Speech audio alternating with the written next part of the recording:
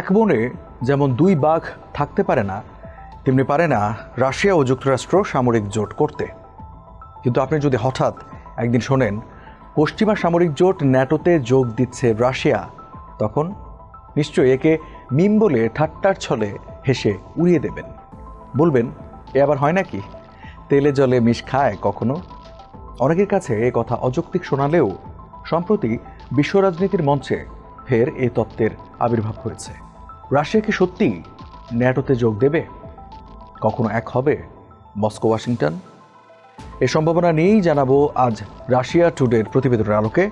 সঙ্গে আছে আমি রঞ্জু ইফতেখার। 2022 সালে ইউক্রেনের ন্যাটোতে যোগদানের বিষয়টি জোরে সোরে আলোচনায় আসে। রুশ সীমানা ঘেঁষে পশ্চিমাদের সামরিক বাহিনী অবাধে ঘুরে বেড়াবে এই বিষয়টি মানতে পারেননি পুতিন।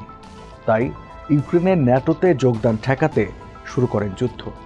এ যুদ্ধে জড়িয়ে পড়ে পশ্চিমারাও। কিছুতেই যখন পুতিনকে থামানো যাচ্ছে না, তখন পশ্চিমা বিশ্লেষকরা থমকে দাঁড়ান, প্রশ্ন করেন, মস্কোর সঙ্গে সম্পর্ক এতটা খারাপ কেন হলো? আর কি কোনো পথ খোলা ছিল না?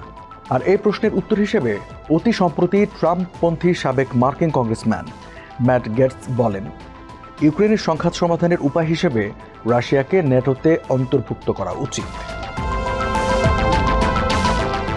ট্রাম্পপন্থী ম্যাটের এ যুক্তিকে আরও পাকাপোক্ত করে জার্মান সাময়িকী ডের স্পিগেল।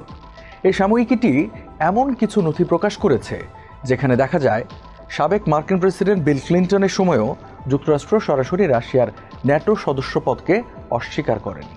বরং পশ্চিম ইউরোপের দেশগুলো, বিশেষ করে জার্মানির ভয় ছিল রাশিয়াকে ন্যাটোতে জায়গা দিলে ধীরে ধীরে এ জোট ভেঙে যেতে পারে। আর এসব প্রকাশের পরই ফের আলোচনা এসেছে রাশিয়ার ন্যাটোতে যোগদানের বিষয়টি। রাশিয়া ন্যাটোতে যোগদানের সবচেয়ে কাছাকাছি এসেছিল 1990-এর দশকের শুরুতে। সোভিয়েত ইউনিয়ন ভেঙে পড়লে রুশ প্রেসিডেন্ট বরিস ইয়েলসিন ন্যাটোতে যোগদানের আশঙ্কার কথা প্রকাশ করেন। জানান, ন্যাটোতে যোগ দেওয়া তাদের দীর্ঘমেয়াদী লক্ষ্য। পরবর্তীতে এ নিয়ে উচ্চ পর্যায়ে আলোচনাও হয়, কিন্তু এতে বাদ সাধে ওয়াশিংটন। মার্কিন প্রভাবশালীদের একটা অংশ কখনোই চাইতো না মস্কো ন্যাটোতে সিদ্ধান্ত নেবার জায়গায় আসুক।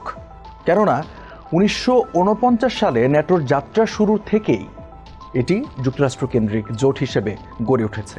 তাছাড়া ন্যাটোর দর্শন সম্পর্কেও প্রথম মহাসচিব লর্ড ইসমে 3টি কথা বলে গিয়েছিলেন। সেগুলো হলো আমেরিকানদের ভেতরে রাখা, রাশিয়ানদের বাইরে রাখা এবং জার্মানদের নিয়ন্ত্রণে রাখা। অবশ্য 1990-এর দশকে জার্মান সমস্যার সমাধান হলেও রাশিয়ানদের বাইরে রাখার ব্যাপারে অনড়ই থাকে পশ্চিমা জোট। এক্ষেত্রে তাদের ভাষ্য, সোভিয়েত ইউনিয়ন ভাঙলেও সামরিক শক্তি ও বৈশ্বিক প্রভাবে অনেকটা এগিয়ে মস্কো। তাই রাশিয়া ন্যাটোতে যোগ দিলে সেটা ন্যাটোর অস্তিত্বকেই হুমকির মুখে ফেলতে পারে।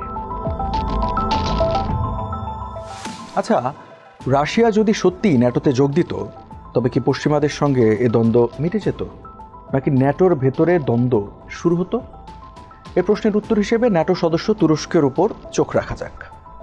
1952 সাল থেকে ন্যাটো সদস্য তুরস্ক, অথচ ভৌগোলিক অবস্থান, সংস্কৃতি কিংবা উচ্চাভিলাষ কোনো কিছুতেই পশ্চিমাদের সঙ্গে মেলে না তুরস্কের।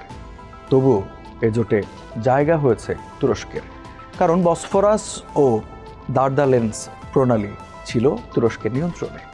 তাছাড়া ন্যাটোর নেতৃত্বকে কখনোই চ্যালেঞ্জ জানায় না তুরস্ক। কিন্তু এ জায়গায় যদি রাশিয়া থাকতো, তবে অবশ্যই ন্যাটোতে প্রভাব খাটাতে চাইত, কারণ তারা নিজেদের অন্যতম বৈশ্বিক শক্তি হিসেবে বিবেচনা করে। তাই ন্যাটোতে রাশিয়া যোগ দিলে এমন পরিস্থিতি তৈরি হতো যে যুক্তরাষ্ট্র কিংবা রাশিয়ার মধ্যে কাউকে না কাউকে বাধ্য হয়ে ন্যাটো ছাড়তে হতো। তাছাড়া ন্যাটো ছোট ও মাঝারি আকারের রাষ্ট্রকে গ্রহণ করতে আগ্রহী, কিন্তু এমন রাষ্ট্র নয় যারা যুক্তরাষ্ট্রের প্রতিদ্বন্দ্বী হয়ে উঠতে সক্ষম। 1990-এর দশকে একবারই ন্যাটোতে যোগ দেবার সম্ভাবনা তৈরি হয়েছিল রাশিয়ার।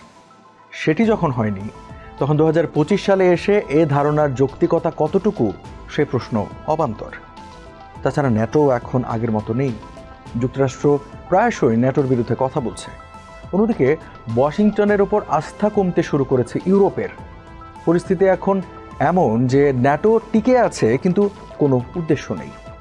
আর এ প্রেক্ষাপটে দাঁড়িয়ে রাশিয়ার ন্যাটোতে যোগদানের বিষয়টি কেবল অযৌক্তিকই নয়, বরং হাস্যকর বটে।